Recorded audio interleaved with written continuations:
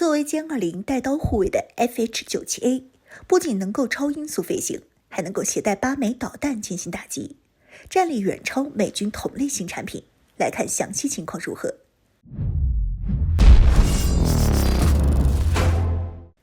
Hello， 各位老铁，大家好，欢迎收看本期必财虎，我是虎妞。在去年的珠海航展上，我国亮相了一款名叫 FH-97A 的无人机。由于这款无人机从外形构造上来看和歼20十分相似，再加上双座版歼20的诞生，让很多人都认为这就是歼20的专属僚机。而到了现在，我国舰船知识杂志在新一期的报道中介绍，如果 FH-97A 和歼20配合的话，将会很大程度上减少歼20在前线战斗时的压力。这些无人机可以承担数据分发、通信干扰以及打击任务，将会在战时提高战机以及飞行员的生存率。而无论是五代机还是能驾驶五代机的飞行员，对我国来说都是一笔宝贵的财富。在年前，央视就公开报道过歼20操控无人僚机进行作战的画面。当时央视放出的画面是双座版歼20操控攻击11进行打击任务的画面。而歼20作为当前唯一一款正在量产、不开加力就能进行超音速巡航的五代机，如果想要操控无人僚机进行作战的话，那么无人僚机必须也能够进行超音速飞行。攻击11虽然也是一款隐身无人机，但是这款无人机采用的是和 B-2 轰炸机相似的飞翼式气动布局，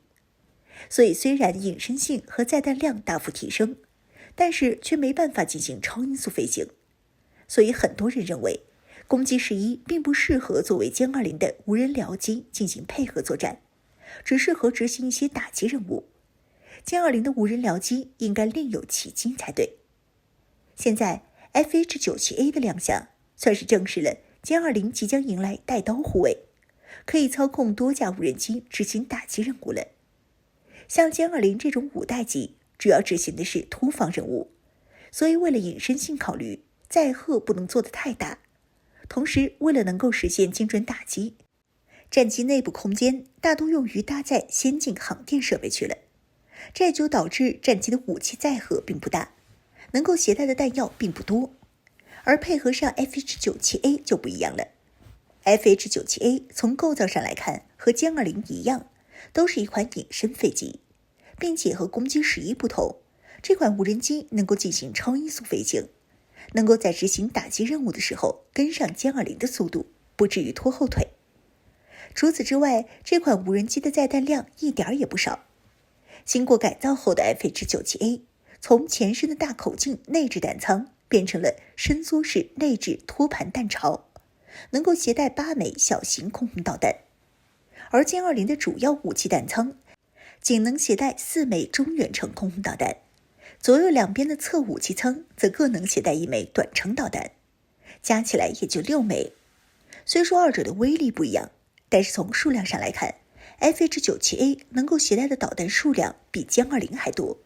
算是弥补了歼20弹药不足的缺点。这样的话，一旦歼20在执行作战任务时碰到敌方战机进行拦截了，可以通过 FH-97A 来进行打击，让歼20上的导弹用在价值更高的目标上。除了能够超音速飞行、携带多枚导弹之外， FH-97A 还能够根据不同任务的需求去加装吊舱，如携带电子吊舱进行雷达干扰、通信干扰任务，或者是为歼20进行远距离打击任务而携带油箱。也正是这款无人机能打能防，堪称全能，一旦配合上歼20，那歼20的战力将会翻倍提升，一架歼20就能充当一支机队执行任务。所以在西方媒体眼中看来，这是一款和美军女武神一样的无人机，双方都是无人僚机，并且都是为五代机服务的。不过如果说是二者相似，那还倒没什么，但对于二者一样，本虎就不认同了。最直观的就是美军的女武神无人机无法进行超音速飞行，充当 F2 的无人僚机时会极大限制 F2 的发挥，而 FH-97A 则不同，能够进行超音速飞行，配合上歼20会产生1+1大于2的效果。并且作为搭档的歼20已经有着双座版本出现了，前面座舱的驾驶员操控战机，后面座舱的驾驶员操控无人机，而女武神无人机配合的 F2 却并没有双座版。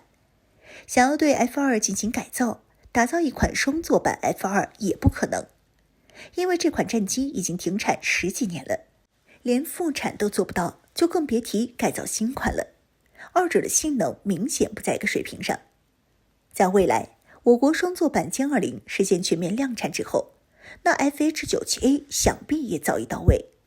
而我国有了超音速无人僚机的歼20，美军日后想要派出军机军舰来我国周边搞事情的时候就得小心了，